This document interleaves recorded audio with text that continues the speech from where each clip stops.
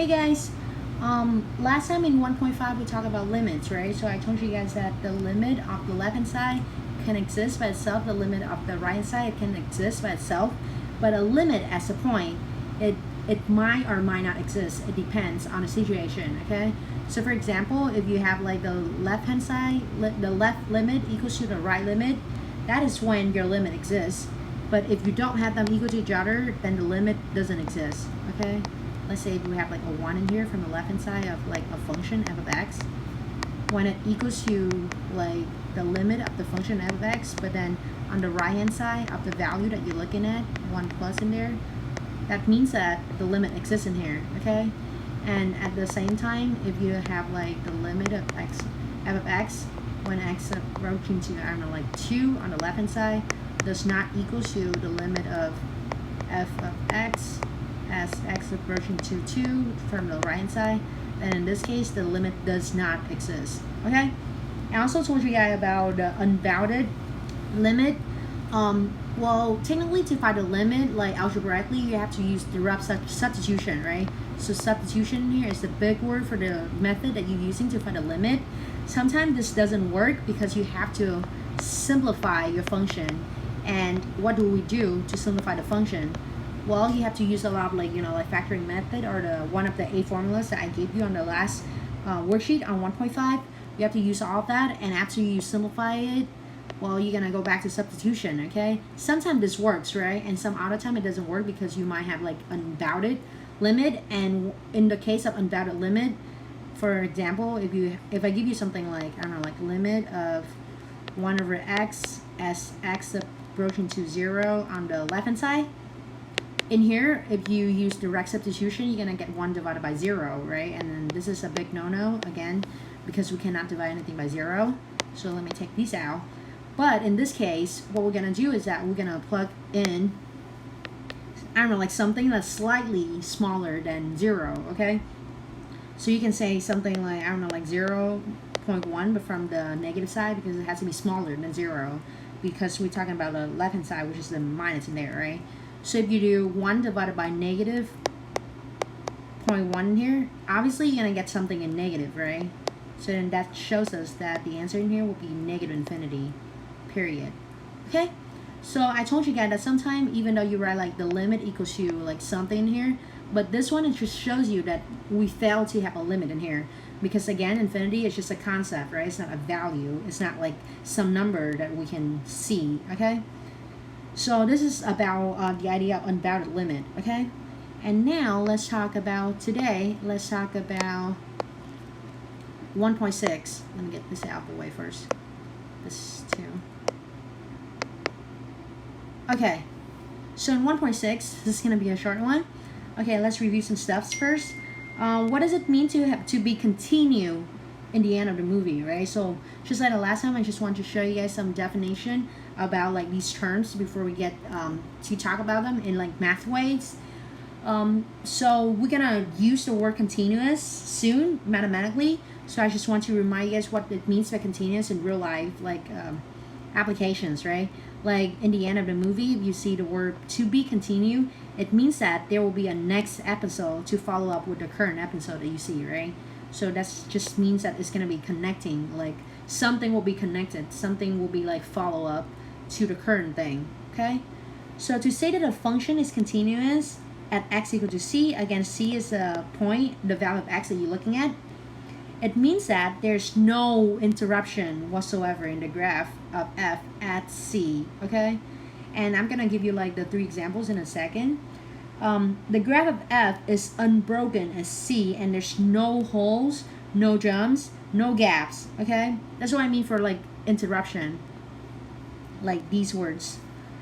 Or we can think of the graph as a function like strings, right? Like if you can lift up like the whole graph as just one string, then it shows you that the function is continuous.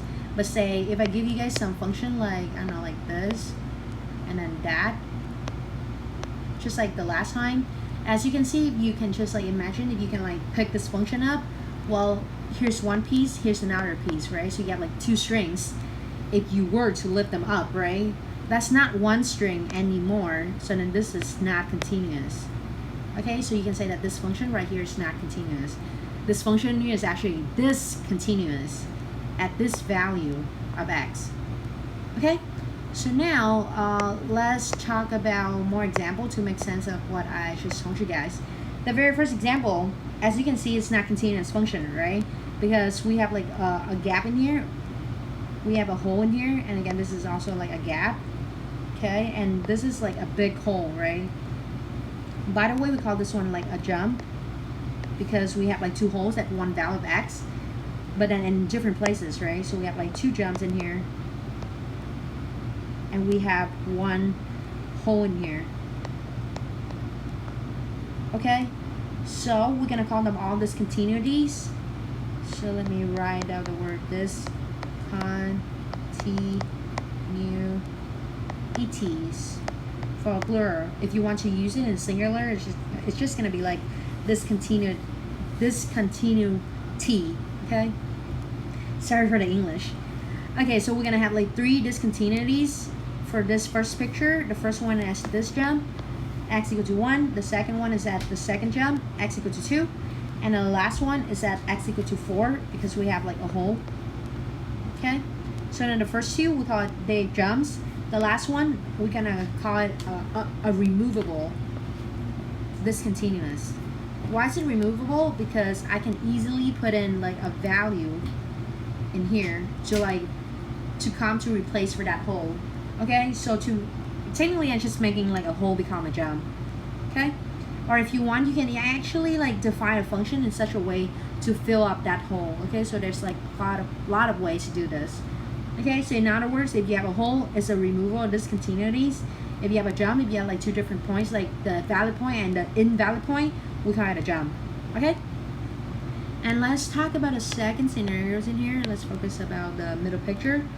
Okay, just imagine you can like lift up this thing, and then you can like stretch it out. You can like extend everything out like smoothly. Then you can see it as like a line, right? So it's like a straight line. If you want to, you know, like smooth it out, it's a string, just one piece string, right? So this is a case of continuous. Last case, this one, it has a lot of jumps, right? Like it has a lot of jumps like everywhere in here. At -1, at 1, at 0, at 2, and at 3 and 4 and so on. So technically it has like discontinuities at all integers. Okay, and we're gonna call them the non-removable or like infinite discontinuities. Okay, and if you're gonna ask me, so what does it mean by removable and what does it mean by non-removable?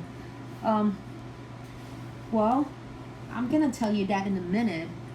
But removable, technically you can like define a function in a way to have the function continuous there, but then here, not removable, you cannot come to replace these holes anymore.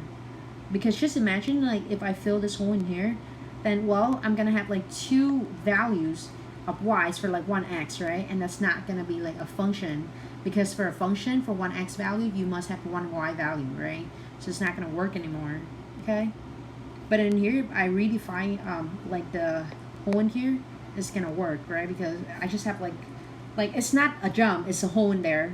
Okay, so now let's talk about the first objective, continuity. Let C be a number in the interval a to b open, and let f be a function whose domain contains the interval from a to b openly. The function f is continuous at the point C if the following conditions are true. So again, just like a heads up, we have like three conditions in here. Okay, the first one, f of C is defined, so you must have a point, you must have a valid point at that x value. Okay, second condition, the limit of f of x must exist. So what does it mean for a limit to exist, right? So it means that the limit of f coming from the left hand side, C minus, has to be the same as the limit of f coming from the right side, C plus. Okay, they have to be equal to each other so that the limit can exist. And a third condition, well, whatever you have for step 1 and step 2, they have to be equal to each other. Okay, so limit from the left hand side and from the right side, they have to be equal to each other, and that has to equal to where the f of x defined. Okay, so if f is continuous at every point on the interval a to b, it is continuous on the open interval a to b. Okay, it's just like a way to say it. Okay, and then from experience for number two, from number one, number two in here, it's just like, you know, like save your time for some work. So if you notice that you have like a polynomial function, then it's continuous at every real number. Okay, and if you have a rational function, then it's continuous everywhere on its domain. Okay, and what do I mean by its domain? Well, a rational function means that you're gonna have a fraction, right? Say you're gonna have like a 1 divided by x. Okay, so then this in here, if you put it in that decimals, or if you put it in GeoGebra, it's gonna look like this. It technically has two pieces, right? And I told you guys, like, if you cannot lift the function as one piece, then this is not supposed to be a function, right? But wait, that's not correct for this case. Why? Even though we have like two pieces for this case, it's still continuous. Why is that so? Because we don't have x equal to 0 in the domain, right? Because if you look at the function here, x cannot ever be 0, right? And the only place that we have to drop like the two strings in here is when x equal to 0, or like this vertical like y-axis in here. So that means that this function in here is still continuous in its own domain. Okay, so even though I had like two strings in there, it's still continuous in its own way. Okay, so let me talk about a very first example. It's similar to the example that I just talked about earlier. Again, I have a rational function in here. So first thing first, let's talk about the domain of f. X can be anything except for 0, right? So I'm gonna do all real numbers except for 0. Or if you want to, you can use the interval notation where you have like negative infinity to 0 with open, and then you pick it up from 0 and connect it all the way to positive infinity. Okay, so if you look at the pictures, again, we have like two pieces, but the only place that separate the two pieces are here at x equal to 0, right? And x equal to 0 is not a part of our domain. It's not in our domain, so that means our function is still continuous. Okay, and if you want to show some work about this, because you know, like, you have to turn something for me, right? Well, you can just explain that. Notice that f in here is a rational function, okay, and the domain in here is everywhere except for 0. Okay, so because it's a rational function, it is continuous everywhere in its domain, which means that it's continuous everywhere except for 0. Okay, so just a heads up to continue with the ideas from the last page. I'm gonna write out like a quick note in here. We have a non-removable hole at 0. Okay, and why is it non-removable? Because we cannot like fill the hole at x equal to 0, right? Like, if you continue to draw the graph, it's just gonna keep going, but then they never touch each other. Like, this will continue to grow and this will continue to grow, but they never actually touch each other because they are separated by the dashed line of x equal to 0 right here, if you like want to grow them further. So we're gonna have a non-removable hole. So a non-removable, so removable hole at x equal to 0, because we cannot like refill that hole. Okay, and then let me put a green star on your part. This is what you have to do, and again, this is like a picture for you to check on whether the answer is right or wrong. Okay, so as you can see, like, your function is pretty much like a smooth function. It has like one piece, so your answer, it must be continuous, right? But then what is the reason behind it? Well, a note in here is to look at number 1 in here. Okay, but if it like confuses you or anything, let me know. Okay, I can definitely help you with this. Okay, let's talk about the next objective, continuity on a closed interval. So notice that in the last example, in the last page, we keep talking about the open interval, right? Like in here, let me change the color. This is open interval, right? And how do I know that they are open? Well, because I see the parentheses. Okay, so parentheses are for open, and closed parentheses or closed bracket, they are for close. Okay, so look back at page 3. Now we're gonna talk about a closed interval, and notice that we use bracket now. Okay, for like closed interval again. So let f be defined a closed interval from a to b, closed on both sides. if f is continuous on the open interval a and b open, and the limit of f from the right hand side of a equals to f of a, and the limit of f on the left hand side of b equals to f of b, then f is continuous on the closed interval. So technically it's continuous everywhere, okay? So with this orange, it tells you that it's continuous everywhere except for the endpoints. And how many endpoints do we have in here? We have 2 endpoints, right? One from A and the other one from B, right? That's why they are endpoints. Okay, so this is for the first endpoint at A. Okay, so just imagine if you're gonna have like, okay, this is the x and y coordinate, and this is your function from, I don't know, like from 1 to 3. This is your f of x, right? You know for a fact that it's continuous everywhere inside 1 to 3, but you're questioning yourself whether it's continuous at 1 and whether it's continuous at 3. Well, easy. You're gonna have to consider the right hand side of 1, because if you look at 1 here, it doesn't even have the left hand side, right? Because it's starting from 1, so it's only have the right hand side. And then from 3 in here, it doesn't even have the right hand side because it is ending at 3, right? So at 3, we only have to look at the left hand side. That's why the symbol in here, it makes sense, right? Like for the starting point, A, we have to look at its right hand side, but for the ending point, B, we have to look at its left hand side, okay? Technically, we can only look at the thing that's visible in the picture. Like if it doesn't have the left hand side, for example, for 1, we cannot like draw something, right, to make it valid, okay? That's like weird.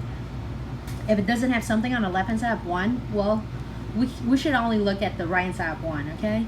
And then same thing for 3. If it doesn't have something on the right side of 3, we should not draw it or like make it visible, anything on the right hand side of 3, but instead of that, we should only consider the left hand side of B, or like of 3 in this scenario, okay?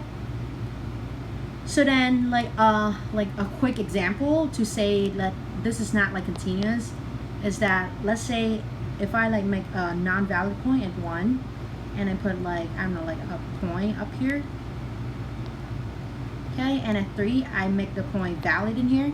So then I'm gonna tell you that for this picture it is continuous everywhere except for 1, because for 1 we have a jump in there, okay, and then a jump is a discontinuity, okay? So f of x is continuous only on 1, 2, 3. For 3, we can close it because we actually include the 3. It's valid. We don't have no jump or like no hole. But at 1, you cannot include it. That's why I go for parentheses, because we have like a jump in there. Okay? So let's talk about my example 2, for the interval where the following functions are continuous at. Alright, so again, let's define our endpoint first. Let me like highlight the condition in here. So technically, if you were to put them in like I don't know, like a number line, so we have 2 values, right? We have like -1 and 1, right? So technically this is -1, this is 1. If you want to include a 0, go ahead. I'm not gonna judge you on that one, but just keep in mind that the more numbers that you put in out there, the more confusion you're gonna get, right? Like you're not sure which number is which, and you're not sure which number is like the one from the prompts and which one you make up. So to my experience, just put out the amount of numbers that the problem gives you, okay? So then we have from -1 to 1.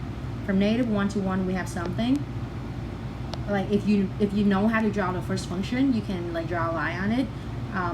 Okay, if you don't know, you can like scribble it, okay?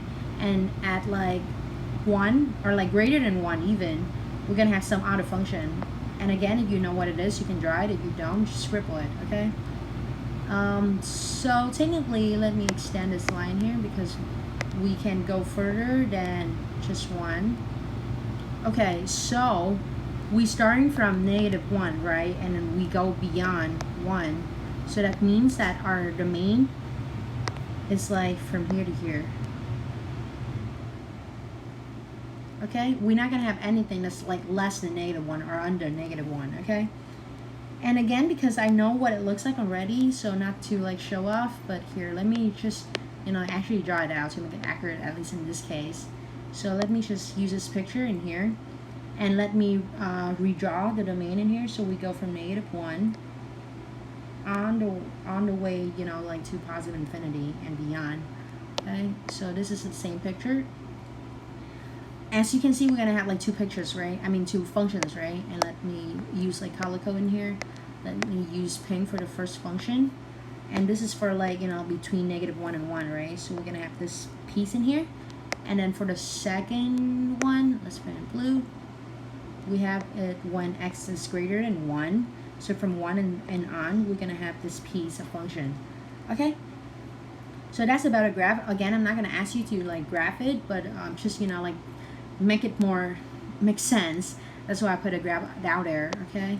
But let's talk about how to do this problem like algebraically first before we actually compare it to the graph. Okay. So what do you notice? The pink function, the first function, x plus 1 is a polynomial function, right? And since it's a polynomial function, it's continuous everywhere. So it is continuous everywhere from -1 to infinity. And why do I have to consider this one? If you notice from the beginning, I told you guys that we only have to pay attention to -1 to infinity, right? Because that's what we have from like these two conditions. Okay, so that's what we're gonna consider in here. And for the second equation, we have 2x squared plus 1. This is also a polynomial function. So then it's continuous. Okay, my grammar is like really bad in here, but okay. If you want to like super like accurate with the English in here, let me just put like this is a polynomial function. That's why this is my arrow, or if you want like the implies whatever symbol that you guys prefer. So this function is continuous on the same interval, which is -1 to infinity. Okay, and let me just, you know, like fix this one before like anyone judge me on my English.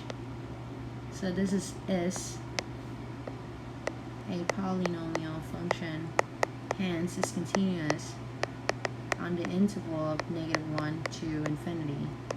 Okay, so now notice that we're supposed to have like two endpoints, right? A and B, the beginning one and the ending one.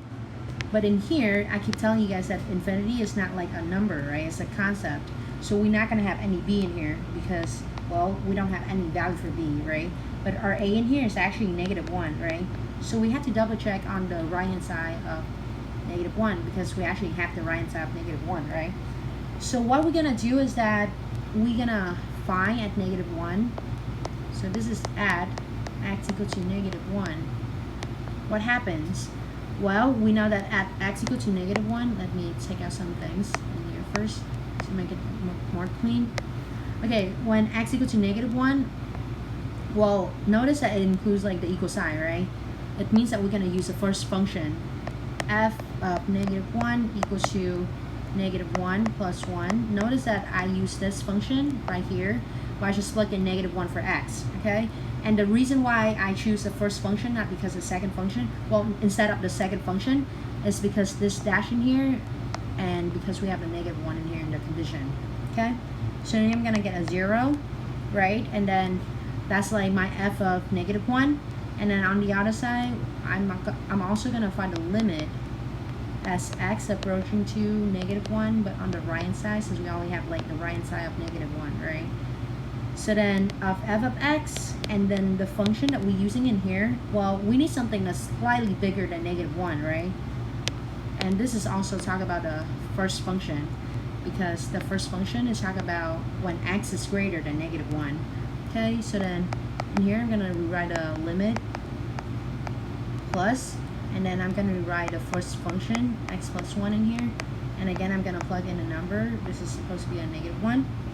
So -1 plus 1, I'm gonna get a 0. And check it out, we have 0 equal to 0. We have f of -1 equals to the limit from the right hand side of -1. Well, that means that we have f continuous, or is continuous. Alright, let me just be like super accurate in terms of, you know, like grammar. F is continuous at x equals to -1. Okay, are we done here? Well, actually no. If you notice in the condition in here, we have two numbers, right? We have negative 1 and 1, right? If we check on negative 1 already, well, we also have to check on the value at 1, right? So here, so we have to check on the value at 1. Actually, let me put it in, I don't know, like green, just to see like what's going on around us. Okay, so let me take these out, and let me use green for the 1. So say at 1, we're gonna go through the same steps pretty much. At 1, at x equal to 1, we have to find f of 1, but then we have to decide which function we're gonna use among the two functions, right? And then it both have 1, right? But then only the second one has the dash line for equal to 1. That means we're gonna use the second function, okay? And if you go ahead and plug in 1 for like 2x squared plus 1, you're gonna get like 2 times 1 squared. Okay, 2 times 1 squared plus 1, which is 2 plus 1, which is 3.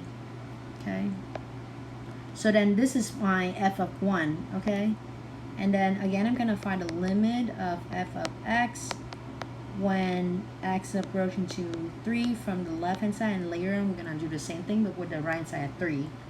I mean at 1, what am I saying? And why is it at 1? Because we're looking at the point x equal to 1, okay? And why is it at 1 again? Because we have like 1 in here and here in the condition corner, okay?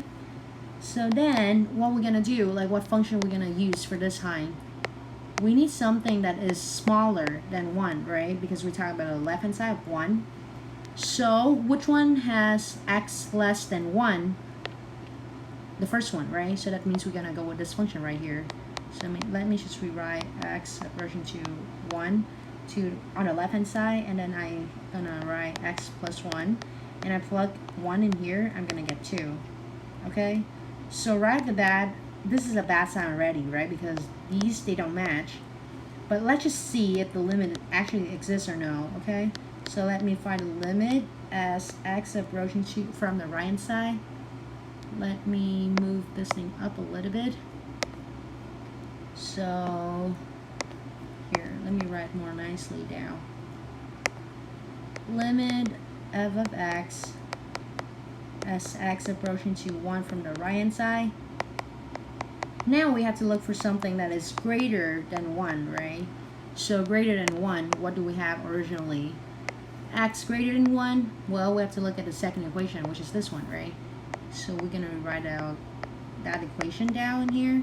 And again, I'm just gonna do a direct substitution. I'm gonna get 2 times 1, which is 2, plus 1, which is 3. Okay? So if you compare the two limits in here, 2 does not equal to 3, like obviously, right? So then you gonna say that the limit of f of x as x approaching to 1 doesn't exist. And why is that so? I'm running out of space, but then because, you know, these two, the limits from the left hand side is different from the limit from the right hand side of f when x approaching to 1, okay? I had the conclusion sentence earlier, but in here I'm running out of space. I'm not going to write it down. I'm just going to put like dot dot dot in there. But then this is like for us, you know, like the conclusion sentence, right? And then how do we end this problem? Well, we have it's continuous inside this interval, right? We have it's continuous as -1, but we do not have is continuous at x equal to 1, right? So the final answer for this one, let me put it back in red. I'm gonna write -1 to infinity. Infinity, it always has the parentheses, right? So we're not gonna need to check on it. And then we're gonna write -1. It is like close. It is continuous. So then we're gonna put a bracket in there. But then wait, it doesn't say anything about a 1, right?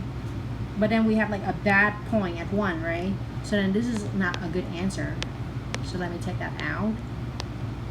The final answer, the actual answer, it should look like from -1 to 1, and you drop the 1 out, and you connect it with 1 to infinity.